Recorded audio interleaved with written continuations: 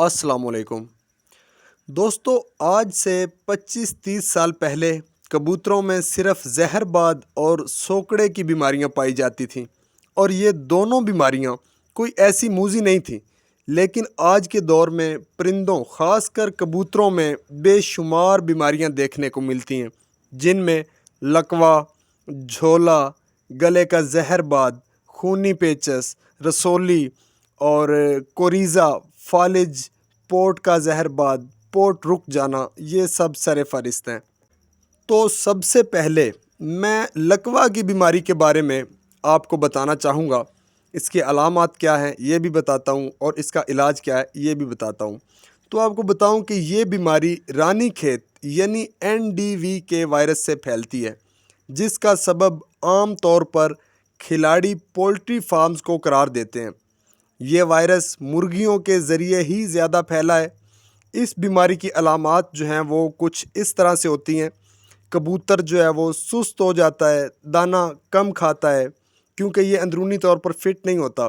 इस तरह आहिस्ता आहिस्ता चंद दिन में कबूतर इतना कमज़ोर हो जाता है कि इसके जिस्म का निज़ाम क़ुव्वत मुदाफ़त कमज़ोर पड़ जाता है, जिससे वायरस कबूतर को अपनी लपेट में ले लेता है।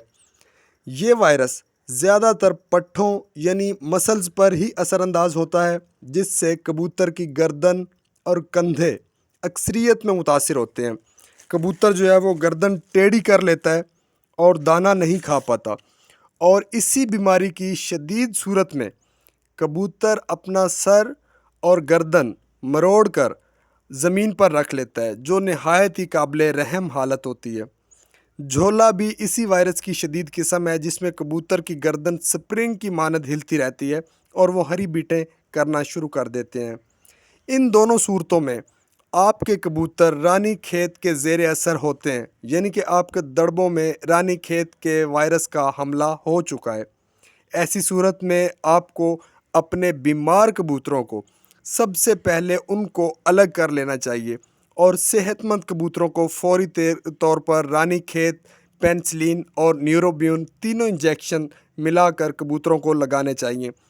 अल्लाह के फजल करम से ये बीमारी यहीं रुक जाएगी।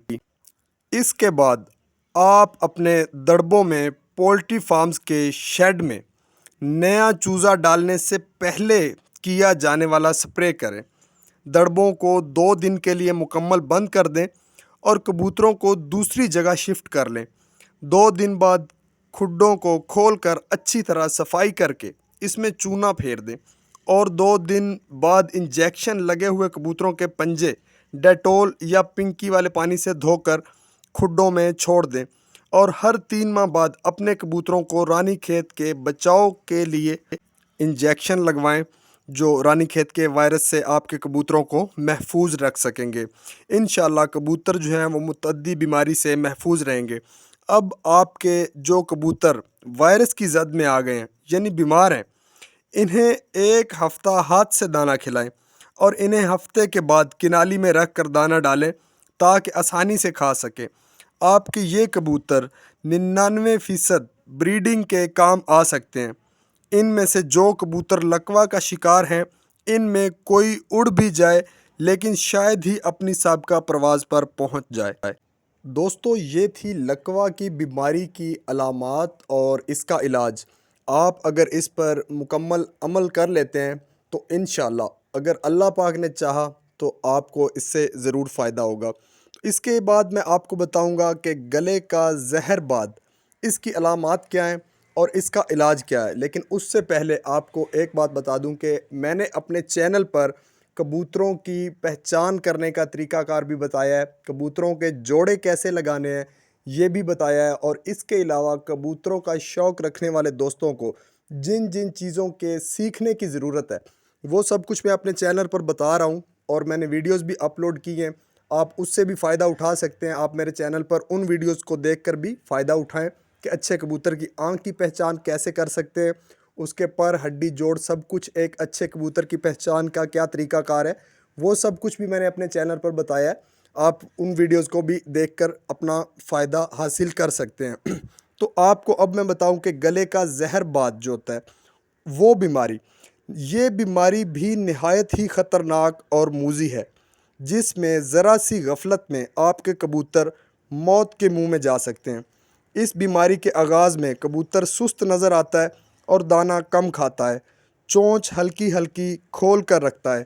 اس بیماری کو آغاز میں ہی تشخیص کر لیا جائے تو اس کا علاج جو ہے وہ آسان ہے، لیکن اگر کچھ دن یہ پرندہ مالک کی نظر میں نہ آ سکے، یعنی بیماری بڑھ جانے کی صورت میں علاج جو ہے وہ کافی مشکل ہو جاتا ہے۔ اس بیماری کی صورت میں آپ کو اپنے کبوتر کو جو بیمار ہے اس کو اموکسل 500 mg اور 1 ڈسپرین کی گولی 1 چھٹانک پانی میں حل کر کے 3 cc صبح نہار منہ دیں اور اس کے آدھے گھنٹے بعد نرم روٹی کے بھورے دیں۔ اگر کبوتر خود نہ کھائے تو اسے ہاتھ سے ضرور دیں، لیکن بھوک رکھ کر یہی عمل جو ہے وہ شام کو بھی دہرائیں۔ مسلسل یہ عمل 5 دن کریں، انشاءاللہ آپ کا کبوتر ٹھیک ہو سکتا ہے اور انشاءاللہ ضرور ہوگا۔ اس کے فلیجل گولی، اس کے علاوہ آپ نے جو ہے فلیجل گولی جو ہے اس کا چوتھا حصہ جو ہے کبوتر کو شام میں دیں، یہ بھی اچھی دوا ہے۔ تو فرینڈز، میں نے آپ کو جیسے بتایا کہ میں اپنے چینل پر کبوتروں کے حوالے سے کافی معلومات آپ کے ساتھ شیئر کرتا ہوں، اس لیے اگر آپ میرے چینل پر نئے ہیں تو آپ چینل کو سبسکرائب کر لیں۔ اس کے علاوہ مزید جو ہے جو دوسری بیماریاں ہیں جن کا ذکر میں نے آپ سے ویڈیو شروع ہونے میں کیا تھا، ان کا علاج اور ان کی علامات بھی جو ہیں وہ بھی میں اپنے اس چینل پر ویڈیوز بنا کر آپ کو اپلوڈ کروں گا۔ سوکڑا کی بیماری اور اس طرح کی مزید جو دوسری بیماریاں ہیں ان کا علاج کیا ہے، وہ سب کچھ بھی میں آپ کو اپنے اسی چینل پر بتاؤں گا، ان کا علاج بھی، اور کبوتروں کی لمبی پرواز، ان کے نسخہ اور کبوتروں کی پہچان، کبوتروں کے جوڑے کیسے لگانے ہیں، یہ سب کچھ میں آپ کو اپنے اسی چینل پر بتا رہا ہوں۔ تو آپ اگر میرے چینل پر نیو ہیں تو چینل کو سبسکرائب کر لیں تاکہ آپ کو فائدہ ہو سکے، اور اگر یہ ویڈیو آپ کو اچھی لگی ہے، آپ کو فائدہ ہو تو کومنٹ میں ضرور بتائیں۔ اس کے علاوہ اور بھی اگر آپ کو کوئی پریشانی ہو تو آپ کومنٹ میں مجھ سے ضرور پوچھ سکتے ہیں۔ تو ملتے ہیں آپ سے اگلی ویڈیو میں، تب تک کے لیے دیجیے اجازت، اللہ حافظ۔